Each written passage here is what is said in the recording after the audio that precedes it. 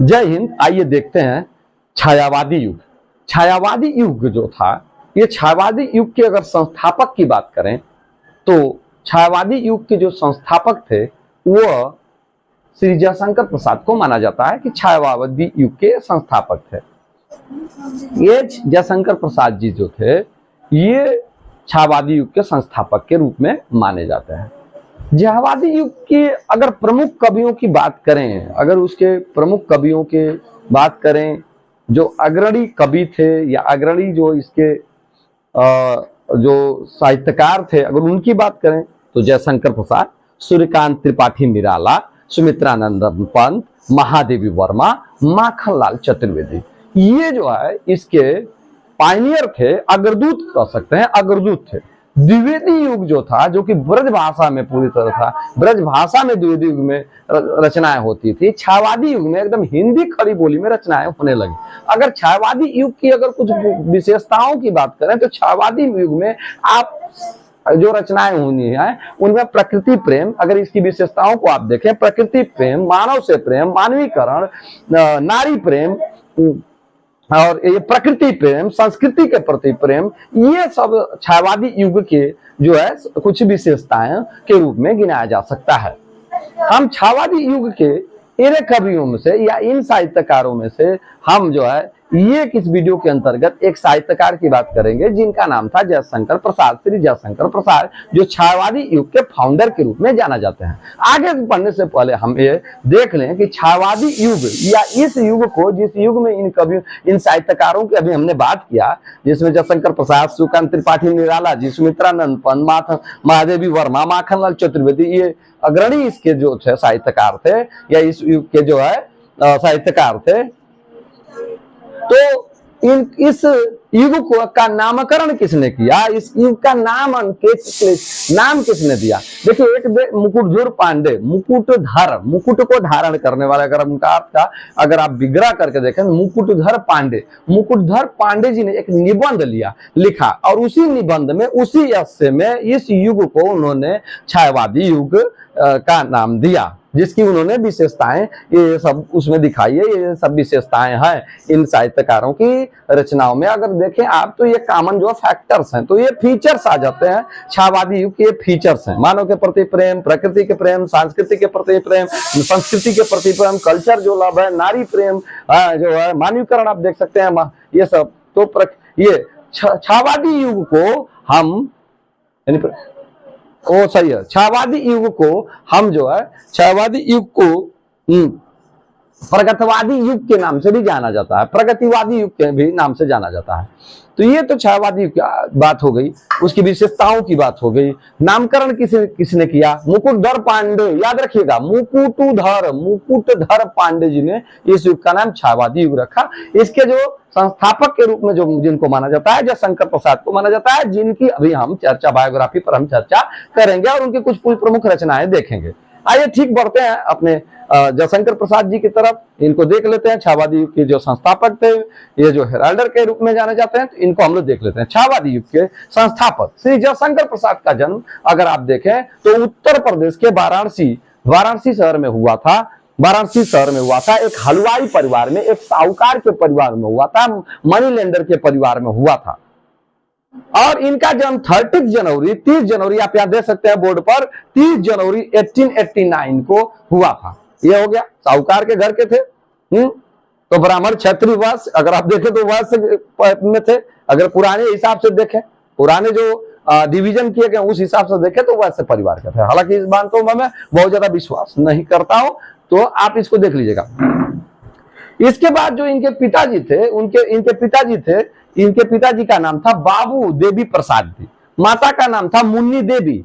मुन्नी अभी ज्यादा नहीं दीजिए, पर्सनालिटी वैसी है इसलिए ज्यादा इसमें कॉमिक नहीं मानूंगा। मुन्नी देवी थी और इनके बाबूजी का नाम, पिताजी का नाम देवी प्रसाद जी था। देवी प्रसाद साहू था, अगर आप बात करें तो देवी प्रसाद साहू था। ये लोग साहूकार थे, मनी लेंडर थे। मनी लेंडर आप जानते हो उस जमाने में राजा महाराजा जो जो बड़े बड़े लोग थे वो साहूकार रखते थे, उनके यहाँ साहूकार रहते थे। वो हिसाब किताब, गांव में बड़े बड़े साहूकार हुआ करते थे। लोगों को जब वो लोगों को क्या करते थे, मनी जो है इंटरेस्ट पर देते थे। ऐसे में लोग जो है अपना उनके यहाँ पान रख देते थे, अपना गहना आभूषण जैसे नथुनी, जैसे छागल, जैसे कमर बंदे जो आता है, एक प्रकार का आभूषण होता है, इस प्रकार के ये सब चीजें उनके यहाँ पान में रख देते थे, वहां पर गिरवी रख देते थे। भाई कोई आपको मनी देगा तो कैसे देगा? आज भी बैंक कैसे आपको देता है? गवाह लेता है, फिर वो चेक करता है कि आपके पास कितनी हैसियत है, क्या प्रॉपर्टी है, ये चीज है। अगर वो आप नहीं दे पाएंगे तो गवाह से वसूल करेगा। तो ये सारी चीजें होती हैं। तो वहां पर ये मनी लेंडर थे, बहुत बड़े परिवार के थे। बताया जाता है कि काशी नरेश जनता जो है, जनता वहां की जनता, वाराणसी की जनता जो है, काशी नरेश जब निकलते थे तो उनके स्वागत में बम बम भोले कहते थे, बम बम भोले कहती थी। और इनके जब दादाजी निकलते थे, इनके दादाजी जयशंकर प्रसाद की वाराणसी में, तो दो लोगों के लिए, सिर्फ काशी नरेश के लिए और इनके दादा के लिए, और बाद में इनके पिताजी के स्वागत में लोग बम बम भोले बोलते थे, बम बम भोले। इस तरह का जलवा था इन लोगों का। आप सोच लीजिए कितने बड़े परिवार के थे। He belong to an affluent family, वो बहुत ही रिच परिवार के थे। इनके पिताजी हो गए, इनके पिताजी की बहुत बड़ी इज्जत थी, पैसे वाले थे, बहुत ज्यादा इज्जत थी। हमने बता दिया कि इज्जत में काशी नरेश के, अगर देखा जाए तो काशी नरेश के बाद इनके घराने की इज्जत थी, इतने बड़े परिवार के थे। माता का नाम बता ही दिया, इसे बता दिया। ये अब इनके बारे में जान लें, ये बहुत स्टोरी राइटर, नाटककार, नॉवलिस्ट, उपन्यासकार, प्ले राइटर, पोएट, ये सब भी रहे हैं। यानी कि कोई ऐसी साहित्य की विधा नहीं है जिसमें जिनको इन्होंने टच नहीं किया है। तो वर्सटाइल इंटेलिजेंस के, वर्सटाइल इंटेलिजेंस के जो है, ये जो है धनी व्यक्ति थे। ये जब इनकी स्कूलिंग की बात करें, स्कूलिंग जो हुई थी, इनका जो एजुकेशन हुआ, एजुकेशन उस जमाने में आप बात करिए 1889 की बात है, अंग्रेजी की शासनकाल की बात है। देखिए 1947 में अंग्रेज गए, 1947 में वर्का गए, और आया है कि नहीं। इसका मतलब उस जमाने में की बात है। तो उस जमाने में उतने स्कूल हमारे उतने अच्छे स्कूल नहीं थे, या इस तरह जो कूस की तरह आप देख रहे हो कि स्कूल हर 500 मीटर पे एक स्कूल हो गया, तो ऐसे स्कूल भी नहीं हुआ करते थे। और उस समय की पढ़ाई कुछ और थे। कक्षा 8 पास करके मैट्रिक पास करके गांधी जी लंदन चले गए, क्या करने? वकालत करने। देखिए वहां से बैरिस्टर की डिग्री लेने डिग्री लेकर चले आए। तो ये चीजें इनकी स्कूलिंग के बारे में बताया जाता है कि कक्षा 8 तक के पढ़े थे, कहीं कहीं 7 तक आता है, कहीं 6 भी आता है, लेकिन अगर हम ऑथेंटिक ऑफिशियल देखें तो 8 तक की बात की गई है। इसके बाद ये घर पर रहकर ही शिक्षा प्राप्त की, जिसमें इन्होंने हिंदी, अंग्रेजी, उर्दू, संस्कृत या अन्य भाषाओं में प्रवीणता हासिल की। बड़े परिवार के थे, मास्टर खुद इन्होंने, इनके पिताजी ने मास्टर हायर कर लिया था। बड़े बड़े लोग आके इनके यहाँ पढ़ाते थे, बड़े बड़े द्रोणाचार्य लोग, बड़े बड़े जो सुरमा लोग इनके यहाँ पढ़ाते थे। तो ये तरह देखा जाए। इसके बाद 15 वर्ष के he at the age of when he had the age of the 15 वर्ष when he was 15 years old, he started writing। जब वो 15 वर्ष के थे तो उन्होंने राइटिंग करना शुरू कर दिया, यानी लेखन करना शुरू कर दिया। इसके बाद अगर आप देखें तो इनकी जो शादी की अगर बात करें तो इनकी शादी, पहली शादी पहली शादी जो हुई थी 1909 में हुई थी। पहली शादी, पत्नी का नाम था विंध्यवासिनी देवी, वाइफ नंबर 1। 3 शादी किया, ध्यान दीजिएगा, 3 शादी, मजाक चीज नहीं है, 3 शादी हुई। लेकिन ये शादियां जो है ये इनके फिलैंडरपन को, इनके उस नेचर को नहीं दिखा देता है, या कामुक नेचर को नहीं दिखा रहा है। देखिए शादी किस तरह होती है, अभी मैं बताते हैं, इसमें बताए चलते हैं। पहली वाइफ थी विंध्यवासिनी देवी। ये विंध्यवासिनी देवी से 1909 में वो इनकी शादी हुई। और जब ये शादी हुई तो ये जो लड़की थी, या इनकी जो पत्नी थी, जो वाइफ थी, इसको उस क्षय रोग हो गया था। घर से ही क्षय रोग था। तो इनके घर में क्षय रोग, जिसे क्षय रोग कहते हैं, जिसमें आपके फेफड़ा का क्षय होता है, फेफड़ा नष्ट हो जाता है या खराब या सड़ जाता है कि नहीं, तो उसको क्षय रोग कहते हैं। अंग्रेजी में इसको टीबी कहते हैं, ट्यूबरकुलोसिस रहता है। तो ट्यूबरकुलोसिस एक कम्युनिकेबल डिजीज है, तो वो लेकर आई थी। और ये लोग बिल्कुल नहीं जानते थे, उस जमाने में मेडिकल साइंस उतना आगे भी नहीं था। तो क्षय रोग लेकर आई थी। और ये जो है 1916 में शादी के 7 इसको में देख लिया जाए, 1916 में ये जो पहली पत्नी थी इनकी मर गई। यानी 1909 में शादी होती है, 1916 में मरती है। तो महज 7 वर्ष जो है इनके साथ रही। इसके बाद इनकी दूसरी शादी होती है, वाइफ नंबर 2 आती हैं। वाइफ नंबर 2 का नाम है सरस्वती देवी जी। सरस्वती, हमारे यहाँ यही सब नाम होता था, कमला, सरस्वती, अंजलि, ये सब बढ़िया बढ़िया बढ़िया नाम होता था। ये लड़कियों के अब क्या नाम आ रहा है? अब नाम आ रहा है कटरीना, रवीना, हाँ सबीना, देखिए ये सब नाम आ रहा है। पहले ये सब नाम आता था हिंदू, हमारे वैदिक नाम होते थे, वैदिक नाम होते थे, पुराणों के नाम होते थे, है कि नहीं, जो कथा कहानियों में हमारे धार्मिक जो नाम होते हैं, और इस तरह के नाम लड़कियों का रखा जाता है। इनकी पत्नी ना, ये जो दूसरी पत्नी हुई, इनकी फिर शादी हुई 1917 में, जस्ट आफ्टर 1 ईयर, एक वर्ष बाद 1916 में पहली पत्नी मरी, तो एक साल बाद इनकी दूसरी पत्नी, दूसरी लड़की से शादी हुई जिसका नाम था सरस्वती देवी। सरस्वती देवी जब आई तो बेचारी घर में इनके तो ट्यूबरकुलोसिस पहली पत्नी को हुआ था, तो सारी सामान हम लोग लगभग फेंक देते हैं, लेकिन कुछ सामान है जैसे दीवारों पर या फिर बर्तन है, कुछ बर्तनों पर, सारे बर्तनों को छूती रही होगी, फर्श को छूती रही होगी। हाँ, आप जानते हैं ये कम्युनिकेबल डिजीज है टीबी, तो कुछ सामान या कुछ जो वस्त्र होते हैं जो अभी नए नए होते हैं तो नहीं फेंका जाता है, उस है कि नहीं। तो ये घर में क्षय रोग के जो कीटाणु थे, बैक्टीरिया, तो वायरस घुस गए थे, और घुसने की वजह से जो दूसरी पत्नी थी बेचारी, उसको भी आप वो बीमारी लग गई, ट्यूबरकुलोसिस लग गई।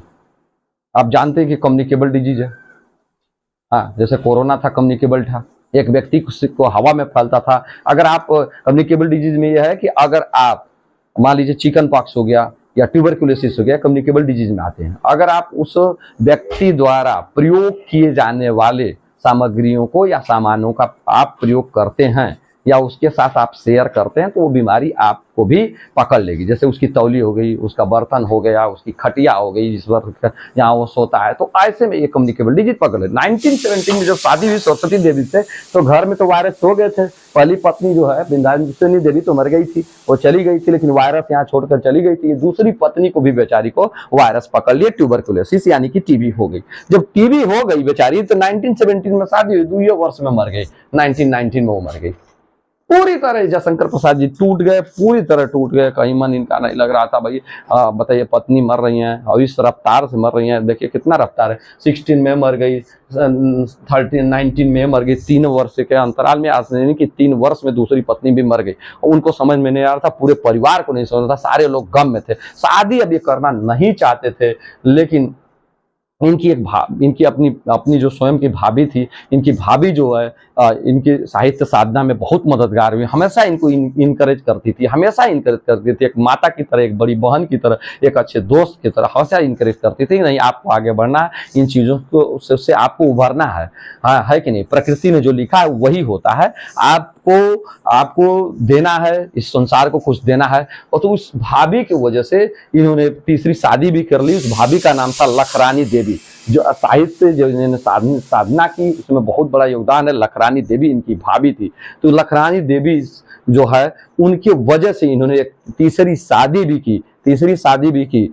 तो सिर्फ शादी में ही इनका हाथ नहीं था। लखरानी देवी उनको माँ की तरह, एक अच्छे दोस्त की तरह उन्होंने हमेशा प्रमोट किया, उनको इनकरेज किया। लखरानी देवी पूछता है परीक्षाओं में, तो इनकी शादी, फिर एक तीसरी शादी हुई 1919 में, उसी वर्ष फिर शादी हुई। जिस पत्नी का नाम था, या जिस लड़की का नाम था, जो तीसरी इनकी पत्नी थी, उसका नाम था कमला देवी। उसी से, कमला देवी से ही 1922 में एक पुत्र, एक मात्र पुत्र, एक सोल जो है इनका, एक सन पैदा हुआ, जिसका नाम था रत्नशंकर प्रसाद। रत्नशंकर प्रसाद उस बच्चे का नाम था। एक मात्र पुत्र जो इनका बताया जाता है, ये बायोग्राफी में है कि रत्नशंकर प्रसाद था, जो इनकी तीसरी पत्नी कमला देवी से पैदा हुआ था। ये जो दूसरी पत्नी थी 1919 में, जो कि इनकी शादी जो है पहले के मरने के बाद 1 साल बाद 1917 में हुआ था। ये भी मरी थी टीबी की वजह से, या क्षय रोग या वजह से मरी थी। ये ड्यूरिंग द डिलीवरी में मर गई बेचारी। हाँ, तो ये डिलीवरी के दौरान, प्रसूता अवस्था के दौरान ही मरी है।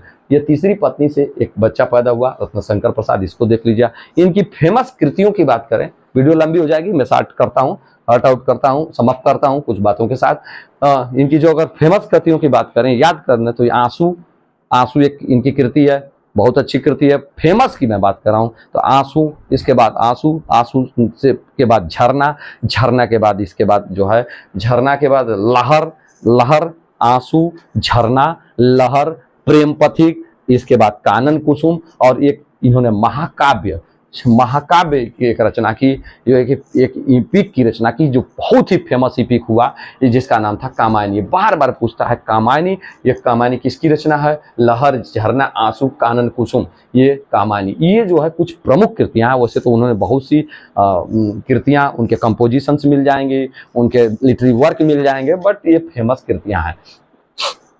बेचारे 15 नवंबर 1937 को this great personality of the literature, the personality of the world, the great personality of the India passed away on 15th November 1937, 15 नवंबर 1937 को विश्व के महान व्यक्तियों में से सम्मिलित, भारत के महान साहित्यकारों, व्यक्तियों में से एक, इनका व्यक्तित्व का निधन हो गया। और ये जब मरे बेचारे, तो इनको भी उस समय क्षय रोग पकड़ लिया था। बहुत दिन से क्षय रोग पकड़ा हुआ था, ट्यूबरकुलोसिस पकड़ा था। यानी कि ये देखिए कितनी खतरनाक बीमारी है। यहाँ इस वीडियो के माध्यम से इस बीमारी के बारे में भी आपको हो सकता है बहुत लोग अवगत हो, जो अवगत न हो तो इसका बहुत ध्यान देना चाहिए कि जो इस बीमारी पकड़ ले तो कैसी सावधानी आपको बरतनी चाहिए। तो ये इनको भी ट्यूबरकुलोसिस हुई, क्षय रोग हो गया, जिसके वह इन्होंने होम्योपैथ, एलोपैथ, आयुर्वेदिक, जो ये भी एक पैथ है जो आप देखेंगे मेडिसिन जगत में, तो इन्होंने सारी हर तरह का, जो बड़े परिवार के लड़के थे, बड़े घराने के लड़के थे, हाँ बहुत ही धनी परिवार के लड़के थे और बहुत फेमस भी हो चुके थे ये। हाँ, ये बेचारे बहुत ही अल्प आयु में ये उस बीमारी को ठीक नहीं कर पाए, ट्यूबरकुलोसिस से, क्षय रोग से उभर नहीं पाए, टीबी से उभर नहीं पाए, और उसी बीमारी की वजह से 15 नवंबर 1937 को यह इनका देहावसान हो गया और भारत ने एक अपनी अमूल्य निधि खो दिया। ऐसे व्यक्तियों का कोई मूल्य नहीं होता है, ऐसे व्यक्तियों का कोई मूल्य नहीं होता है। हाँ, तो ये इनके बारे में, जयशंकर प्रसाद के बारे में कुछ मेन चीज़ें हैं। आई होप कि आप इसको समझ गए होंगे। नेक्स्ट वीडियो में इसी तरह कुछ अन्य टॉपिकों पर हम चर्चा करते रहेंगे। तब तक के लिए जय हिंद, जय भारत।